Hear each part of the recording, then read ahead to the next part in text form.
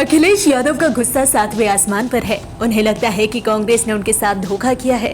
MP Congress के अध्यक्ष कमलनाथ की बात उन्हें चुभ गई है। वैसे दोनों नेताओं के रिश्ते अच्छे बताए जाते हैं, लेकिन एमपी चुनाव में सीटों के बंटवारे को लेकर अब कांग्रेस और समाजवादी पार्टी में ठन गई है।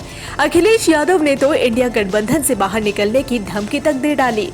सीटों के तालमेल को लेकर अखिलेश यादव और कमलनाथ के बीच कई दौर की बातचीत हुई, लेकिन फॉर्मूला तय नहीं हो पाया।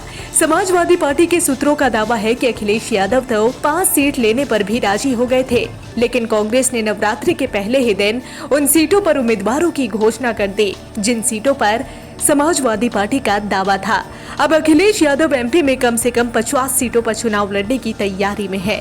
इस बात पर भी विचार चल रहा है कि अब समाजवादी पार्टी छत्तीसगढ़ और राजस्थान में भी चुनाव लड़ेगी। इन दोनों राज्यों में कांग्रेस की सरकारें हैं। पांडवों ने 5 गांव मांगे थे, लेकिन कौरव उन्हें सुई की नोक के बराबर जमीन देने को तैयार नहीं हुए। इसी बात पर महाभारत हो गया। अब यह सवाल उठ रहा है कि क्या कांग्रेस और समाजवादी पार्टी के बीच भी ऐसे ही हालात बन गए हैं। समाजवादी पार्टी के अध्यक्ष अखिलेश यादव को तो कम से कम ऐसा ही लगता है। कानपुर में उन्होंने कह दिया कि कांग्रेस स्पष्ट करे कि इंडिया गठबंधन प्रदेश स्तर पर है या नहीं। अगर नहीं है तो फिर समाजवादी पार्टी इस गठबंधन से बाहर आ जाएगी। Bureau report, digital Khabrilal.